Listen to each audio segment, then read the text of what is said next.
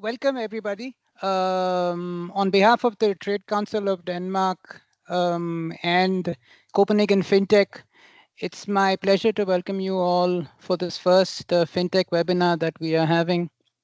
A very special warm welcome to Ambassador Manish Prabhat, the Indian ambassador to Denmark, and Ambassador Rasmus Christensen, the Danish ambassador to India. We're really happy to have you here and look forward to your comments. Copenhagen FinTech and India actually go back a long way. Ever since I met Thomas and Simon, two gentlemen in the basement at Copenhagen FinTech Lab. And they still remain, of course, accompanied by many more of you. And it's been almost my mission in life to get Copenhagen FinTech more active in India. And I think we finally have a plan that we can take forward. Copenhagen FinTech and the Trade Council, of course, know each other very well, having built bridges connecting Denmark and Singapore and Denmark and Japan. And more recently, I know you were in Berlin and New York meeting some of our colleagues. I really hope that your next stop will be Bangalore and India. And I feel over the next hour or so, we hope to give enough inspiration to you and your members to actually make that adventure into India. I know we have a lot to unpack, as you mentioned, and without any further ado, I'd like to invite Ambassador Rasmus Christensen to say a few words, followed by Ambassador Manish Prabhat. Ambassador Christensen, the floor is yours. Thank you, Shankar. I hope everybody can hear me. At least nobody's objecting. Yes. So thank you again for inviting me to this this launch of the playbook for Danish companies interested in decoding India's GovTech and FinTech landscape. I think that's indeed very exciting. I'm of course a relatively new Danish ambassador here in Delhi, but as you all know, Denmark and India has been collaborated on the green transitions since 2020. But I think even more importantly, we have been digital partners for more than 2 decades with Indian tech companies supporting Danish businesses. I've been very pleased to meet here in India both Infosys and Tata, for example, that have told me about their activities in Denmark that are indeed quite impressive. So I think that leaves a lot of promises for the future. And one of those exciting new areas that we can look at is this intersection between tech and sustainability, where Danish financial, energy, and manufacturing companies are, of course, global leaders when it comes to sustainability. But we have also built some strong local capabilities in terms of leveraging AI and digital technologies. This Invest in Denmark has produced a report about green fintech that is showing these things in a little more detail. And needless to say, India offers a very large and exciting marketplace. World-class tech companies servicing the whole globe. And I think that's almost an ideal condition to build a strong fintech bridge between our two nations.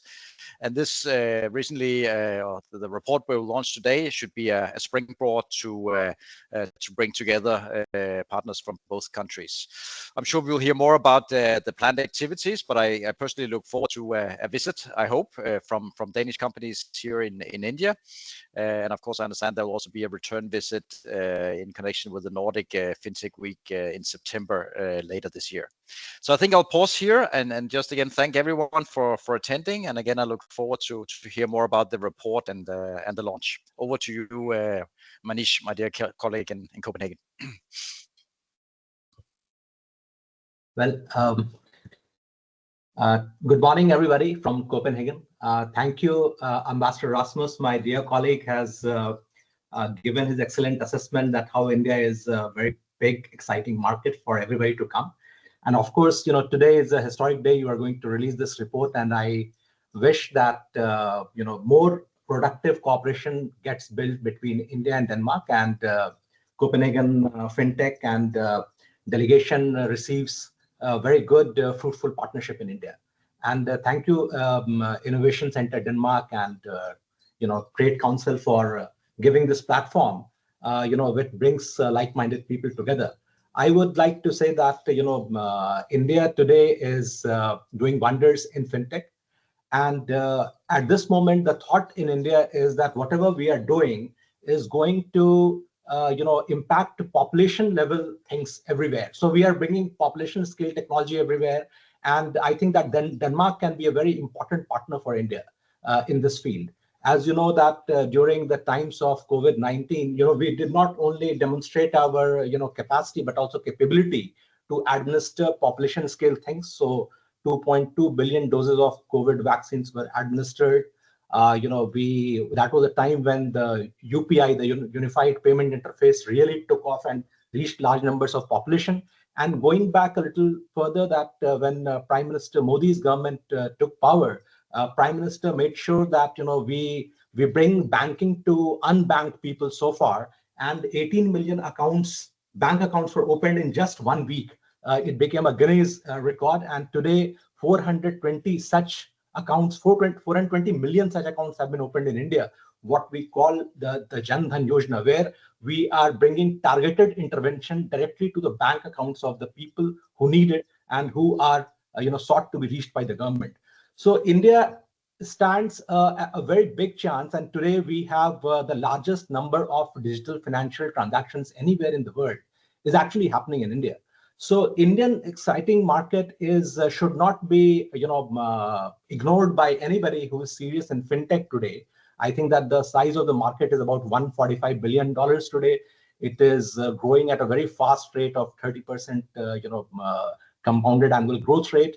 And of course, it would become even larger and larger. And today, Government of India is bringing regulations, and of course, we can talk about it, that how it is all going to impact the market. Today, a large number of banking and financial institutions have developed who are using different kinds of technology, AI and ML, to do credit risk assessment, to do the banking, new kinds of models of financing. That India is a large young population, and there are a lot of entrepreneurs who don't have reliable access to credit apart from the formal sector. And I think that fintech can make a big difference there, because now that so much of digital financial transactions are happening, we can also start building the credit history of people, which also we are not doing in the sufficiently large numbers. So there are very many things where we can bring a lot of people, millions and millions of people, into the fold of formal banking, credit risk assessment, giving out credits, doing things which are relating to insurance tech, many other things, which we can excitedly talk about. And the Unified Payment Interface people, the National Payment Corporation of India, they had made a visit to Denmark, a few months back, and they met a lot of people. I hope that, we can make some UPI connections between India and Denmark also, because, now that UPI is being used in Singapore, France, Bhutan, Oman, UAE, I think that, a lot of it can also benefit the Nordic market. So we would like them to have partnerships here. And, we have all heard about the remarkable concept called Gift City in India, which is in Gandhinagar. And the Gift City delegation also came to Denmark last September, and they had done roadshows here. They met a lot of people. So as the single international financial services authority, in a territory near Gandhinagar, which has been declared international, so that financial transaction can flow in and flow out without Indian rules being applied to it, a lot of exciting opportunities have opened up, and especially in terms of green bonds, etc., because we need to make a green transition in India. And I think that the whole idea of India-Denmark Green Strategic Partnership is about this, that Denmark can really help India in its green transition journey with the big technology and the exciting technology which Danish fintech companies have. And you will surely find very interesting partners in India. And I think that as Indian Embassy, we would be here to help you in this journey and extend our every cooperation which is possible. So I think let us all work together on this exciting journey. Thank you.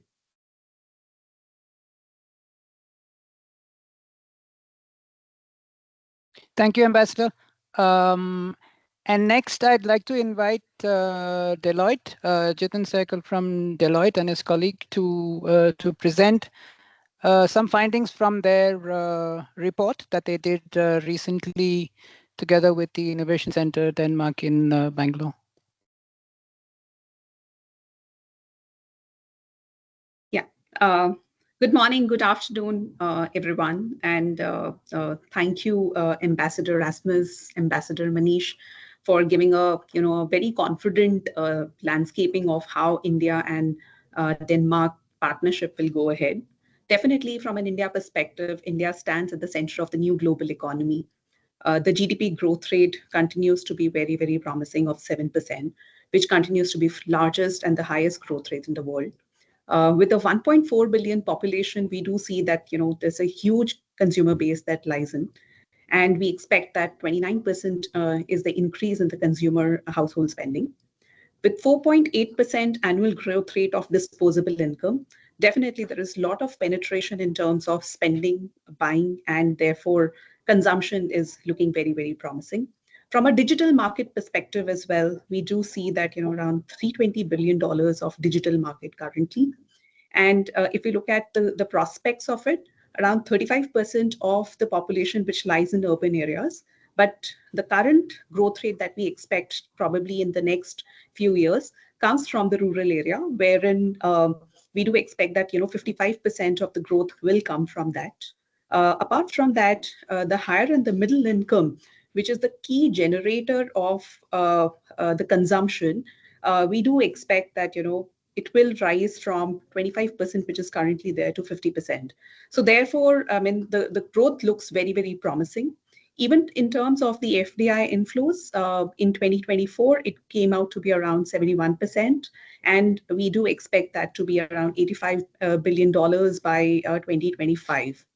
From a domestic growth rate perspective, we do expect that the credit is increasing by 12% year on year, and which contributes to around 76% of the GDP. And the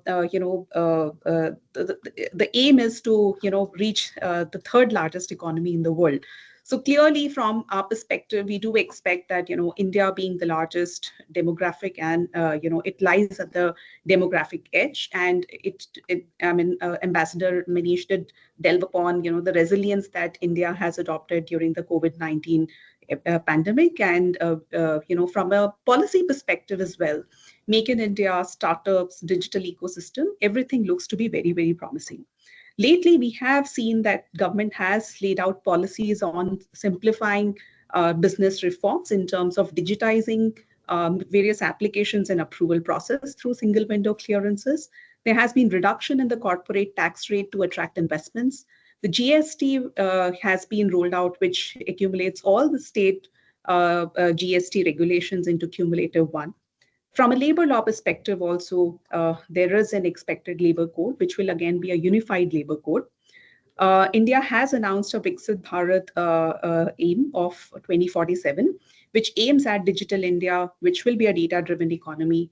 And India has a STEM pool, which attracts an innovation. Today, we are the third largest startup ecosystem in the world, with focus on AI and space tech. So therefore, from a GDP and growth perspective, India looks to be very promising. I'll now pass it on to my colleague Jitin to take over on the FinTech overview. Thank you, Neha, and thank you, everyone. Good morning. Thank you for giving us this opportunity. I will now cover the FinTech landscape in India briefly. As we have seen, India has had a very diverse FinTech landscape, and we witnessed a lot of global interest, which is also demonstrated through the funding that has come into the Indian market over the last few years. India ranks number 2 in terms of global deal volumes when it comes to fintechs. And last year itself, we received over 1.7 billion in funding across multiple areas.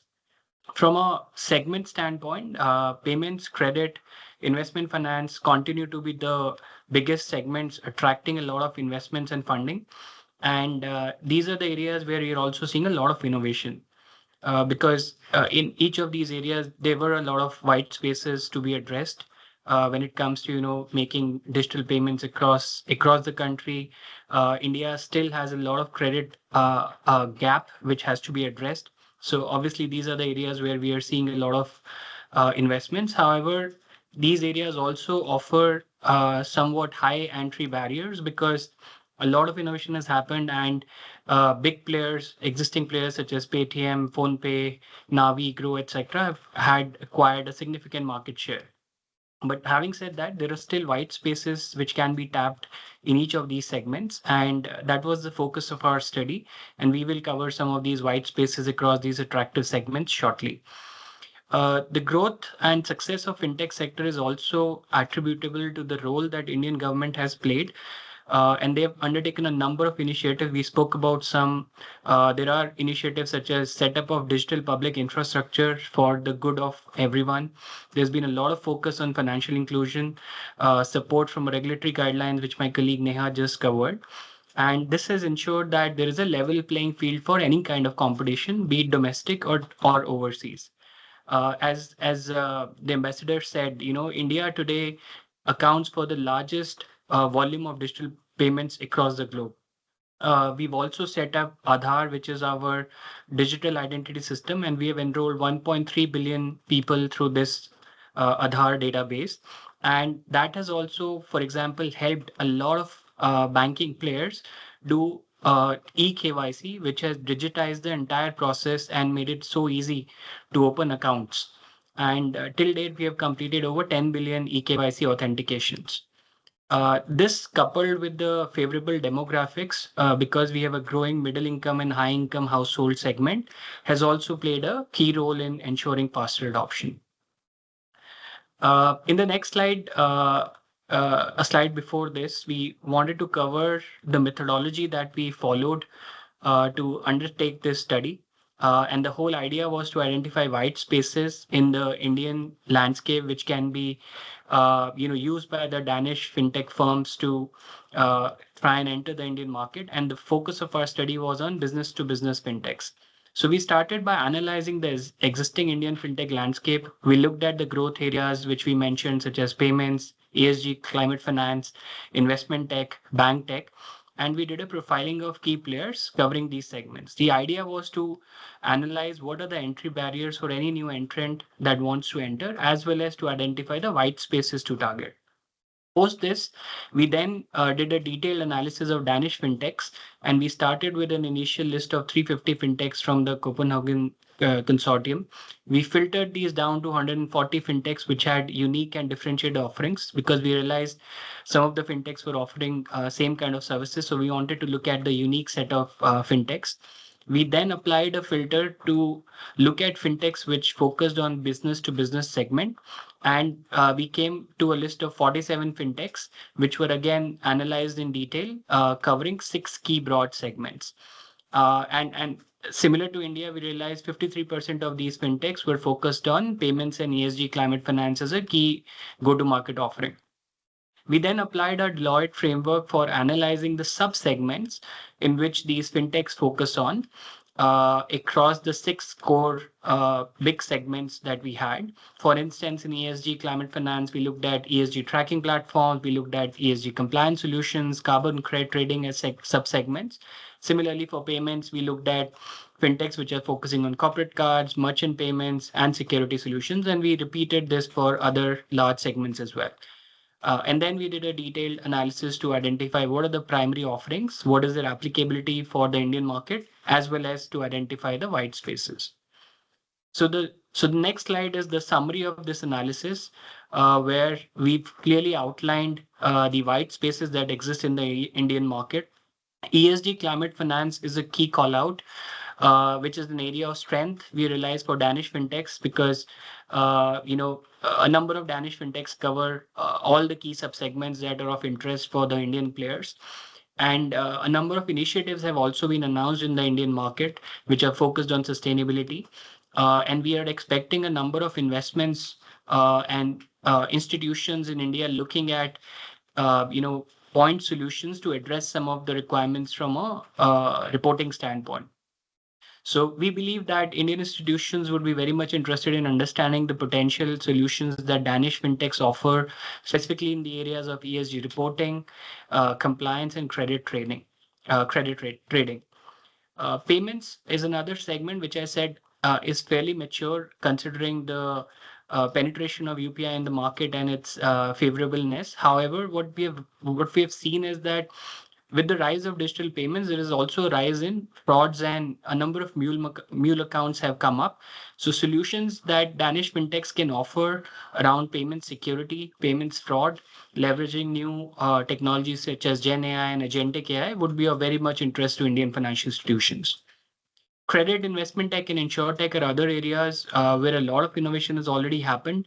The key call out here is that these areas leverage a lot of digital public infrastructure, which has been set up by the government. And any fintech, any Danish fintech that wants to enter this market, they will have to make certain investments to contextualize and localize their platforms so that they're also able to leverage the APIs which are exposed through these digital public infrastructure, which have become a must-have to provide solution in these areas. FS horizontal tech and other solutions which leverage Gen AI and Agentic AI, as I said, are also of interest to the Indian players. Finally, to summarize, in the next slide, we thought we'll also articulate what are the potential entry channels for Danish fintechs to enter in the Indian market. As we've established, the market is fairly mature, it is fast growing, and there's a lot of interest from overseas players to enter this market. There are three key areas. So first is partnership with local fintechs. And this is the easiest way to enter. If you can identify local fintechs and identify complementary solutions which can be offered, that would be a win-win for both the Indian and Danish fintechs. However, we anticipate there could be some challenges around operating model alignment and revenue share alignment for Danish fintechs to agree the joint proposition. The key benefit for this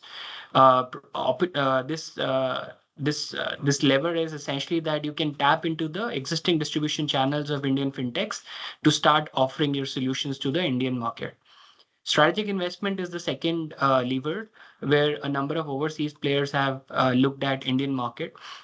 When you make a strategic investment, this enables the local fintechs to also propagate the Danish fintech solutions because of the nature of the investment. However, fundraising, investment, and go-to-market alignment are expected to take slightly longer if you go for this route. And there is this could be an ideal way to enter, where the local fintechs are also obliged to create joint propositions on the back of investments. But again, governance model will be a key, and it would be prudent to also look at the ROI on the investments that are being made. Finally, acquisition as a lever is also prevalent. We have seen a number of overseas players looked at acquiring Indian players to enter into the market. This also works two-way, because Danish fintechs can also look at taking the Indian fintech solutions to the Denmark market by contextualizing to the local requirements. However, from an integration standpoint, there could be certain challenges, and acquisition could also be a challenge in certain areas because the Indian fintechs are highly valued and the valuations are pretty high at the moment as we speak. So that was a summary of the three market entry channels. I'll hand over back to Neha to cover the regulatory implications for entering the Indian market. Thank you, Jitin. So covering on the regulatory overview of fintech laws in India, there are three main regulators which regulate the fintech regulations in India. For instance, lending and payments, these are governed by Reserve Bank of India, which is India's central bank. The capital markets is governed by Securities and Exchange Board of India, largely from ESG bonds and green bonds related regulations. And for insurance tech and insurance aggregators, corporate agents, etc., the Insurance Regulatory and Development Authority of India, IRDA, is what they govern. Now, I'll touch upon broadly what are the outlines in terms of certain guardrails, as well as what are the key enablers which are provided under the landscaping. From an FDI perspective, FDI is freely permissible for undertaking financial services activity in India. And if it is regulated by the financial services provider in India. So therefore, for an NBFC or for lending activities, even for a payment activity, if it is regulated by Reserve Bank of India, 100% FDI is permitted. But at the same time, the payments and lending is governed, and it requires the registration with Reserve Bank of India. However, if it is not the on the books lending, and if it is only providing a technology solutions, then there are two variations to it. One is that if they are enablers and you have banks on board, then you would need to comply with certain requirements like outsourcing guidelines. There are certain reporting requirements that are required to be made. At the same time, if you have books, lending books, or if you are processing payments, there are guidelines with respect to registrations as a payment aggregator or as a NBFC. And therefore, at the same time, it also becomes important to see that India is very, very compliant from an AML perspective. And therefore, all transactions which are routed within India or it is cross-border, that is required to make sure that the KYC and the AML guidelines are duly complied with. India also has exchange control regulations, and therefore any kind of cross-border transactions are also required to comply with. From a SEBI perspective, any kind of investments which are raised specifically in this space are again regulated, and therefore there are monitoring mechanisms for disclosure of the funding from where it is raised. And at the same time, if it is the instruments are listed on the stock exchange, then there are certain requirements with respect to disclosures and reporting. There are also governance-related aspects that are required to be met. Similar guidelines are also followed by the insurance sector as well. There are some of the other regulations that have come in very lately on addressing some of the digital data-related aspects. For example, Digital Personal Data Protection Act, wherein there are consent management frameworks that have been provided for managing the consent. Even the sector regulators have come out with the guidelines of managing data. So for example, if there is any payments related information which is required to be outsourced and the data goes outside India, there is a mandatory requirement that after processing, it needs to come back to India within 24 hours. Similarly, there are cybersecurity guidelines that have been provided, wherein there have been checks on any kind of a cyber threats, or if there is any breach that happens, those need to be reported. And with the new AI advisory, AI disruption happening, there are also guidelines and advisories that have been issued by the regulators. Lately, even for providing the standardization requirement for reporting and disclosures, there is a standard regulator, BIS, which has also come out with a similar framework. And as technology platforms, the intermediary guidelines are the ones wherein there are certain obligations with respect to onboarding of vendors, lenders, or even customers on board. So those are there. So that's broadly what the regulatory framework looks like in India for FinTech. Thank you. Happy to take up any questions that anybody has. We'll hold the questions for later if there are any. If you could just put it in the chat, and if we have the time, we can take it later. Thank you, Neha. Thank you, Jitin, for that presentation. Thomas, over to you for your presentation. Thank you so much, Shankar, and thank you so much to the ambassadors and Deloitte for excellent presentations and context for this webinar. My name is Thomas. I'm the CEO of Copenhagen FinTech, and it's a pleasure for me to be giving a few insights into why we are so excited about this Indian opportunity and the reports that we have been working on together with Invest in Denmark and Deloitte in this case. So if you can just take the next slide, I can do that here. Yeah. Yes. So I will try to touch the topic from the angle of Denmark, the Nordics, and to some extent also the EU.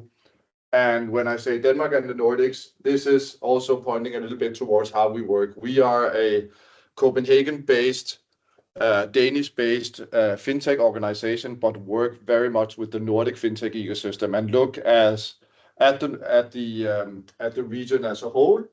And we have mapped out and have extensive amount of data on the Nordic FinTech ecosystem. So when we zoom into Denmark today, I think it's fair to say that many of the insights and definitely the opportunities in India doesn't only apply to Denmark, but also very much in a Nordic context.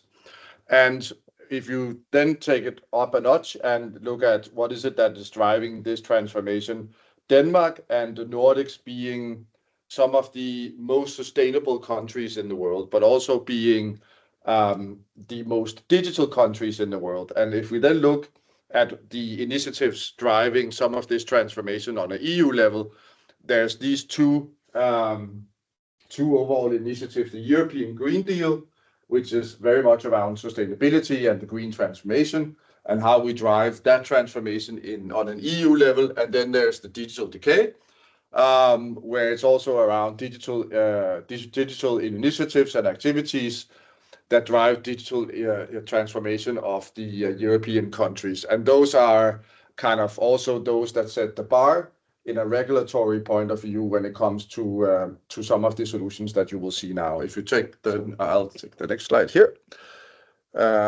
And if we then zoom in, and I just took a few examples here of regulation that comes out of this. The CSRD and the CFDR, just a few of the regulatory initiatives that is running at this time in the EU.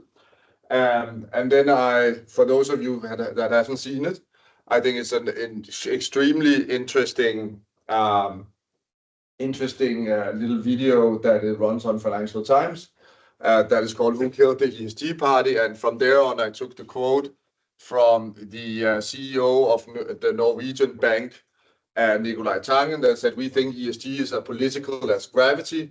It is not political. It is about thinking long-term. It's about thinking about your returns." And this, I think, encapsulates a lot of the thinking in both the Nordic region, but certainly also in Denmark in terms of sustainability.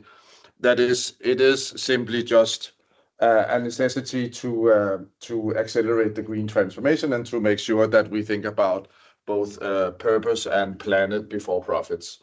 So this is very much the kind of sets the bar for many of the initiatives and the solutions that we see in Denmark and that we also see in the rest of the Nordic region.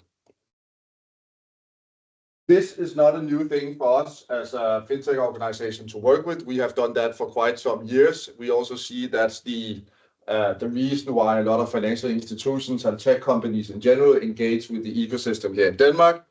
These two are the newest reports and of course very much targeted the Indian market and Danish FinTech opportunities on the Indian market. But if we go back a few years, we also launched a report called Deciphering the Nordic Impact Map, where we have mapped out and identified some time ago the opportunities in the Nordics and the different companies in the Nordics and how they work with sustainability. And then in 2022, together with PA Consulting, we did another report on unlocking the E in ESG, where we did a similar mapping and zoomed in on FinTech solutions there. So this is not a new area for us, and these two reports from 2025 is very second zoomed in on the opportunities, and therefore we're also very excited about going to India in the second half of June in 2025. Let's just a few key numbers to zoom in on what is happening in Denmark. We, as it was already mentioned, we in the report have identified around 40 plus startups in Denmark that work within sustainability.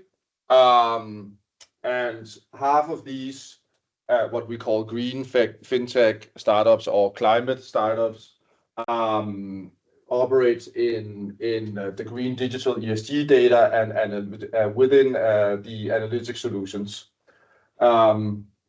If we look also as Denmark, as I mentioned here, we are ranked number 1 in digital transformation and business efficiency, very much positioning Denmark and the Nordics. And to be honest, if you look at the rankings, all of the Nordic countries are up among the first 10 in most digital countries in Europe. And then when you look at we are also number 3 in the global tech funding and public-private partnerships when it comes to supporting technological development. So there's a lot of innovation going on, and as a quote in the report also was when President Modi visited Denmark, I think it said something down the lines that India has the scale and Denmark and the Nordics they provide the innovation here.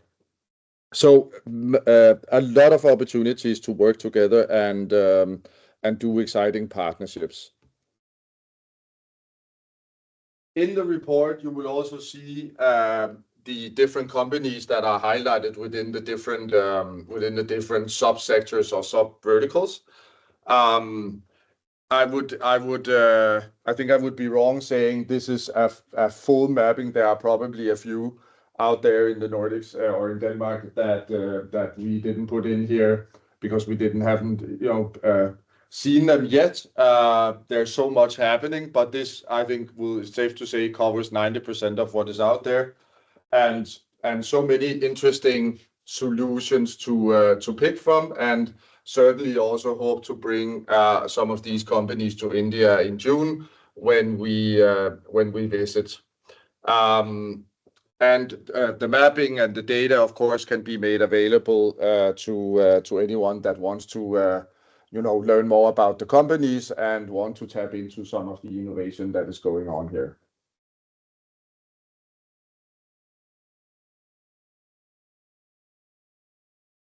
So some of the opportunities, and I think from the slides that you just saw from Deloitte, I think was very clear, excellently clear in identifying those opportunities there are for Danish and for Nordic fintechs to go to market in India and the different ways to approach partnerships in India. So very much directed towards clean tech, renewable energy, as you could see, and the ESG compliance. Definitely want to strengthen the investments in some of these companies. Want to see some of the solutions here from the Nordics, especially in ESG and carbon credit. Some of the platforms here would be excellent also to see going to market in India. And then just in general, knowledge exchange and inspiration from the different regulatory initiatives and sandboxes that are running both in Denmark and India. Very exciting stuff going on. And then, of course, last but not least, it's a global hype around AI. And that's where we see also a lot of these technologies underpinning and underlying some of these solutions that we now have identified.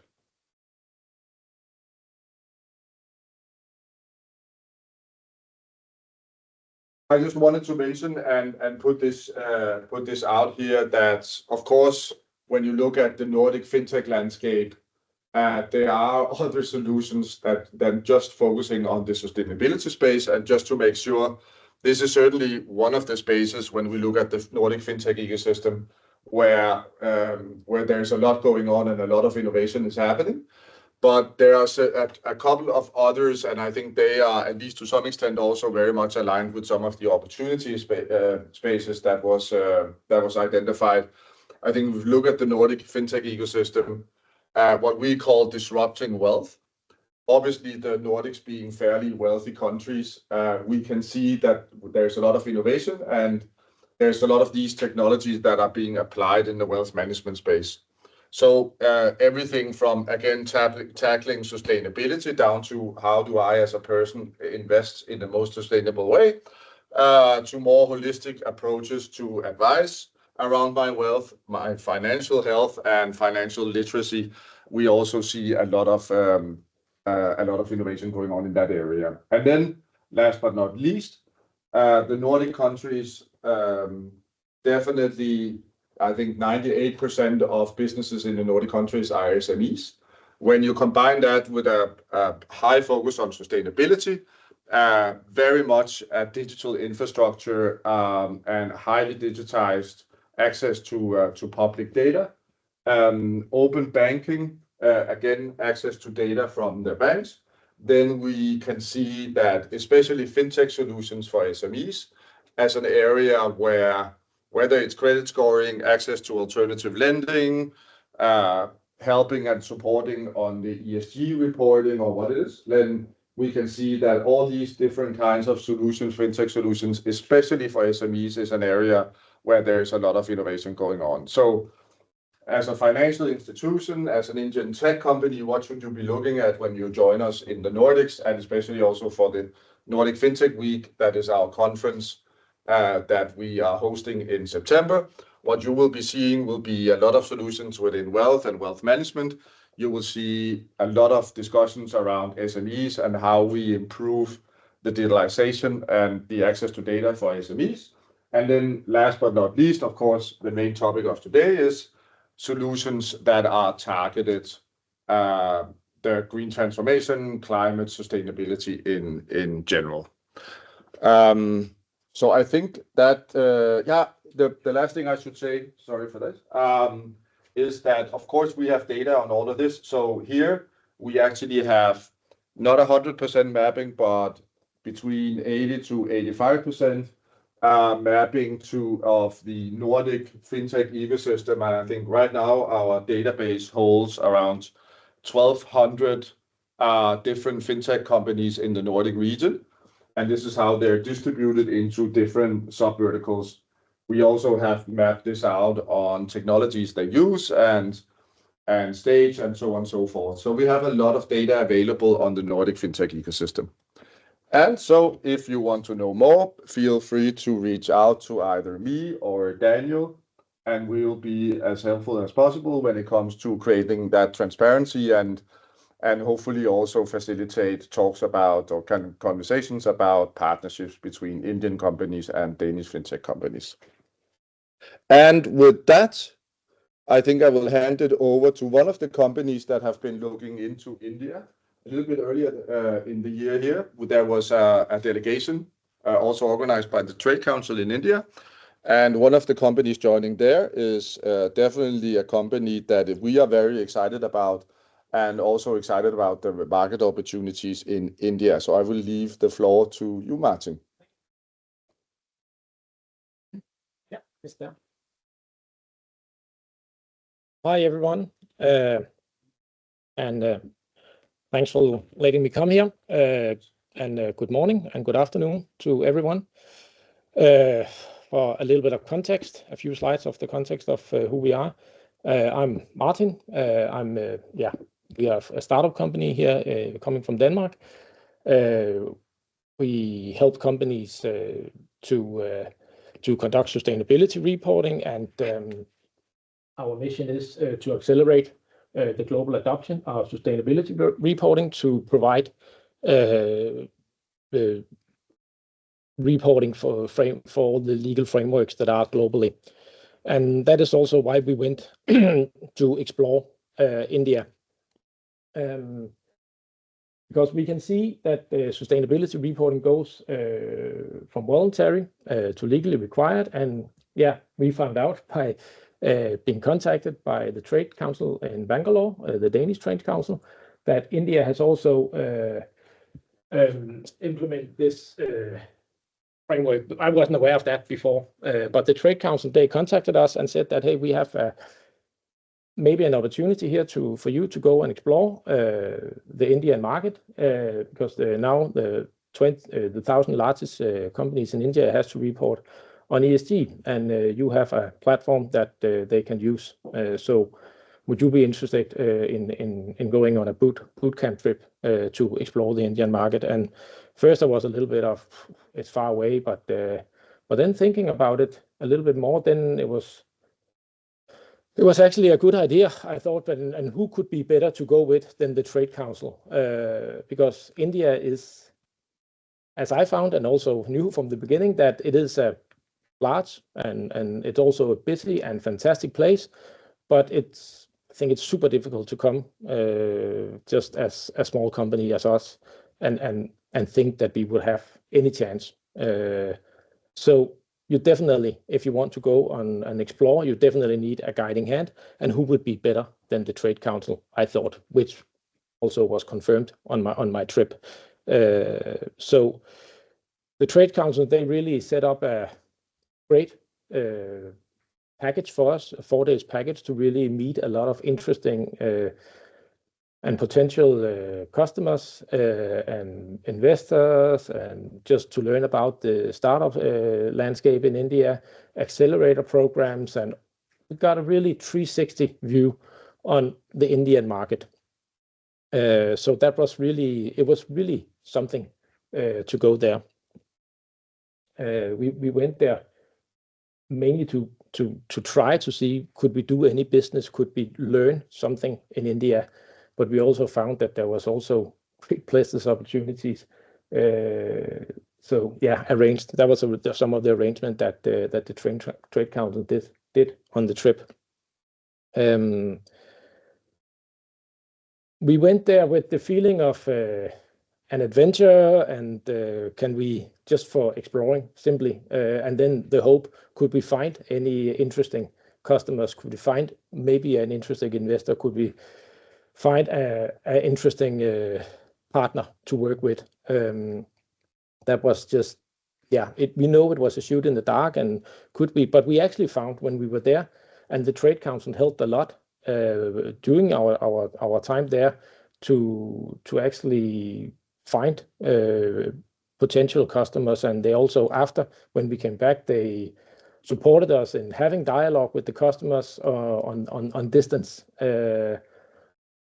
And I actually think that we could have landed a customer or two based on the work from the Trade Council, but I also have to look inwards here and say that 6,000 to 8,000 kilometers is just a long way when you get back and the daily life hits you, and you have customers present here in Denmark that you have to support, and they call you and you have to work for them.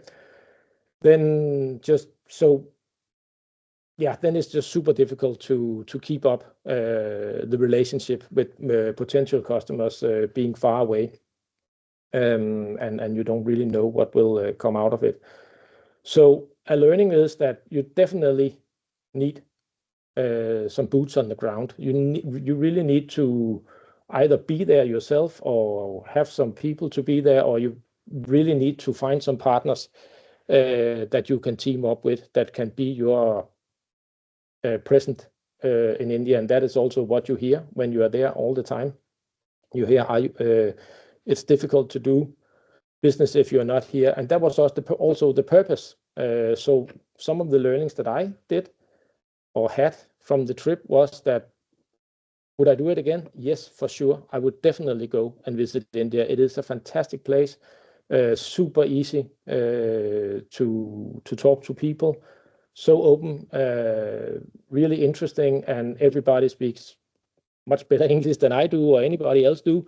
So it's super easy to talk to or to imagine that you can actually do business there. But if I should do it again, the trip we did was super fantastic, and it was just for exploring and see what are the possibilities. But the next trip I would do would definitely be more focused on, now I know that it is IT suppliers that I'm interested in, companies that can help us, where we can be a part of their portfolio offerings to their customers.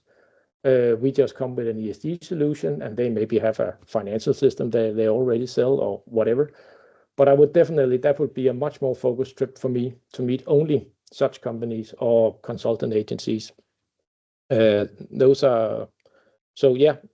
Should I do it? Would I do it again? Yes, for sure, I would. Fantastic trip, and yeah, I can only recommend it. Yeah, thank you. Thank you so much, Martin. And I think that was an excellent segue over to the next presenter. I had the pleasure of welcoming a delegation and met AJ when he was in Denmark. So we thought this would be an excellent opportunity to just get a few perspectives from an investment side here from AJ. So I'm going to leave the virtual stage to you, AJ. Thanks, Thomas, and really appreciate the kind words. And good morning to you all. Ambassador Manish, good morning.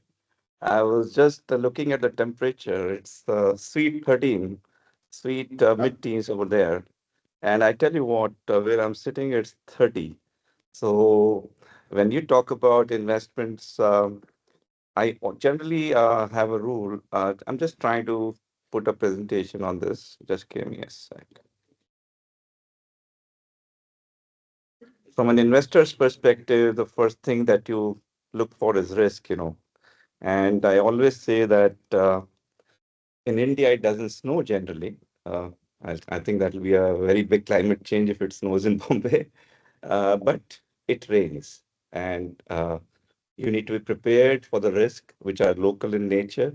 I'll quickly cover some of the aspects, maybe it's already been covered, just to give you a flavor of the market and why it is so, why we are all gathered together and talking about this big opportunity, because it is big and it is sweet and it is highly profitable. As per some of the data which is in the public domain, I understand that almost a fifth of the 100 billion that is being funded in India in the various startups in tech sector, almost a fifth has gone into fintech over the last 5 years. What that means is about $3 to $5 billion of funding actually happening as we speak per year for the last 5 years. And that's a big endorsement to the product, to the segment, and to the bigger opportunity that we are talking. Key segments remain around digitization that we are all witnessing for the last 5 years or 10 years in particular, which is digital payments, lending, insurtech, wealth tech, and green fintech, which is what I call green fintech. I'll spend a bit of time on that because given my background in renewables and sustainability, I'll maybe spend a minute on that. Why this kind of growth we are seeing is apart from the numbers, Denmark population, Thomas, is close to 6 million. Bombay's population is about 22. I'm not talking about the country. So when you look at the numbers, they'll always be with India.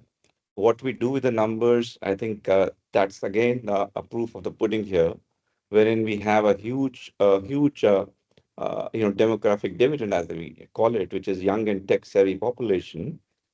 There's a lot of push for financial inclusion, which means even the farmers in the hinterland have a phone of some sort wherein they can make payments and receive payments. Now, all this, I want to underline one very big factor, which is the regulatory aspect, which is the UPI. UPI stands for Unified Payment Interface. This was, architected about a decade or so back with the RBI, with Nandan and Montek. All these people got together and they felt the need to digitize the Indian economy through this enabler, which is regulated by the Reserve Bank of India, which is a central bank in the country. It is a testament to this enabler that we actually have over 12 billion transactions per month. That's a huge number to deal with. And of course, there's a very big startup ecosystem and investor interest. Now, for a foreign investor or for a foreign company to come in, it's a very kind of red carpet. There's 100% FDI allowed. There's a lot of investor interest. There's a very robust M&A market right now in India in this space, wherein almost every month, I think Deloitte team must be on the call as well. So they would endorse with some data to back what I'm saying, which is that it's a very robust ecosystem available, which is not today's outcome. The outcome is today, obviously, but it's happened over the last 10 plus years that you're seeing such a very investor friendly and business friendly environment today in India for this particular space. As an investor or as a business, getting on the plane for Copenhagen and landing in Bombay or Bangalore, wherever you want to be, you need to assess risks before you do that, which is always in any business of value, you have to look at the regulatory framework. And in India, for the sector, there are 2 or 3 regulators which are very important to check the boxes on, which is the Central Bank of India, RBI, SEBI, which is to look after the capital markets, and IRIDA, which is for the insurance. You have to look at cybersecurity and fraud as a big risk because the nature of the beast, which is digital in nature. Third point, which is again, as an investor and as a business person, you would look at is while India is a big market, there's always a lot of competition as well. So already all these 5, 6 subsectors which I outlined have been well crowded. So you need to think deep and not fast, deep and take your time, talk to a number of people and figure out which segment suits you best. And I'll talk about green fintech in just a moment as an emerging area of interest. Ajay, I'm sorry to interrupt you. We're just running out of time. If you could just quickly cover your experience around green fintech and what you wanted to share, because thank you. Yeah. So here there are several sub-segments you need to look at, and UPI, in my view, will be replaced by UEI, which is Universal Energy Interface, and which means that especially in distributed energy, you'll see you and I actually selling and buying electrons, which will, in my view, is 5 years or 10 years away. But the seeds have been already sown for that in the form of energy trading. There is a very robust merchant market, which has grown from 2% of the market to now almost 10% of the market. I'm talking about a total tradable, total contracted or merchant kind of market as a landscape in India. Solar lending, which is happening. Shankar, how many seconds do I have? Because I didn't want to rush it and rather invite. I can go on, but yeah. So I'll quickly, just cover these 3, 4 other important segments. Again, I think, Thomas, you mentioned about carbon credit. Yes, it's a policy framework has been set out, and there's a lot of interest in that segment. Sustainable investing and ESG. I was intrigued by what you meant by ESG as gravity, so I'll take it up later with you. But yeah, very important area, especially for the sector that I belong to. And I'm glad to report that there are already some 4, 5 names which I put on here as examples of these startups who have already raised money and are working in these particular segments. So since I've been rushed, I'll pause here and happy to meet with you all whenever you're here in Bombay. Thank you, Ajay. I promise that we will allow the delegation the opportunity to meet with you when we're in Bombay for sure to share insights. Thank you very much. Now, I know we're running slightly out of time. I just beg you to stay 5 minutes more so my colleague Joel can very quickly present to you the program that we have put together for you, a broad template. Joel, over to you. Sure. So good morning to all in Denmark and good afternoon to those who have joined from India. To the Danish stakeholders or the Nordic ones, what can you expect from this program? The fact that you can understand some targeted opportunities and also the challenges, very much like what Martin from Actionable said in terms of his experience last time. We intended to have you experience something similar where we guide you through the opportunities, also help you build relationships with who could be potential partners. It could be investors, it could be companies, banks, fintechs, brokerages, incubators, what have you, right? And then, of course, if you're also looking at sourcing talent to go to international markets, that is also something we can introduce you to. And then for every new market, there are always some challenges and regulatory aspects that are unique. So we can also help you with that. And then, of course, there are opportunities to interact with some international companies, particularly at Gift City, who are already present in India and whom you can look to meet to understand their perspective. And in terms of what could be the learnings that you can gain from this visit to India, it is, of course, understanding how to build for scale when it comes to stakeholders, companies who look to meet the needs of a billion population. And then, of course, in a market that is very diverse, what are the different kind of customers? How do they work, and where can you fit in? How can you offer your solutions? And then, of course, when you come to India, it is something imperative that you get to know what are the various large open source digital platforms and also frugal innovation. And in terms of what we require from you, of course, your time. If you can spare 5 days with us and partner with us in Copenhagen FinTech, that will be great. And also to give you a high-level overview into the next slide. Thomas, could you just move the slide, please? Yeah. So this is what you can expect during your time in India. The first 2 days are in Bangalore, Monday and Tuesday. We will, of course, help you with the immersion program. Then there will be meetings with various stakeholders, a networking event where you get to meet with people from the industry. And then, of course, the launch of the reports from Copenhagen FinTech and Deloitte. And then we take you over to Mumbai, which is India's financial capital. And there you can meet again with various stakeholders in the financial ecosystem, also those in a FinTech ecosystem. And then, of course, a masterclass with one of the largest consulting firms in FinTech. And then the last day, on a Friday, we take you to Gandhinagar, which is where you have the GIFT City, the International Financial Services Center.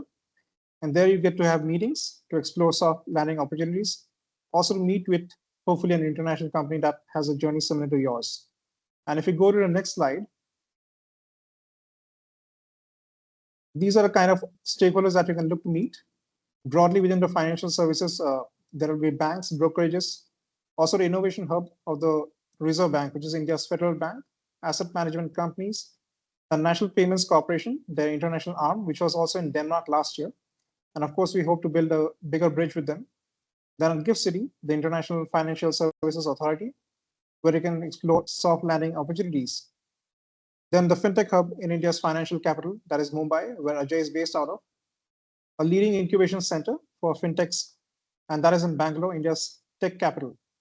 Then, of course, you also get to meet a few large Indian tech services and digital companies, the ones which are already operating in the Nordics.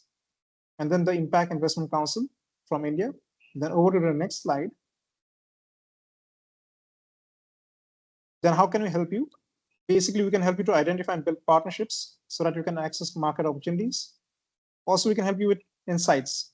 And this could be not only during the trip or after the trip, but also before the trip for those of you who reach out to us so that we can help you come prepared for the visit. And also we will accompany you for the meetings so that you can understand some of the local insights and the nuances that could be of use to you. And over the next slide, you'll find our contact details, the team that is working behind the scenes to help you come to India and hopefully make a success of this and build for an India-Denmark partnership. Thank you. Over to Shankar. Thank you, Joel. So I hope we gave you a good feel for what a week in India will look like. And then, of course, what we hope to do after that is to take a return visit from India to participate in the Nordic FinTech Week in September as well. So yeah, thank you all for joining us on this webinar. And Thomas, any final words from you? No, I also just want to say thank you to all the people joining this morning or afternoon and listening in a little bit about the opportunities for Danish and Nordic and Indian companies to partner and collaborate. We are very excited about this, and we're very much looking forward to meeting the ecosystem and the various stakeholders when we go to India in end of June. So thank you so much for joining, and let's stay in touch, and looking forward to see you all in June. Thank you for organizing. Thank you, Ambassador, and thank you, Ambassador Prabhat, also for joining us. Thank you. Thank you.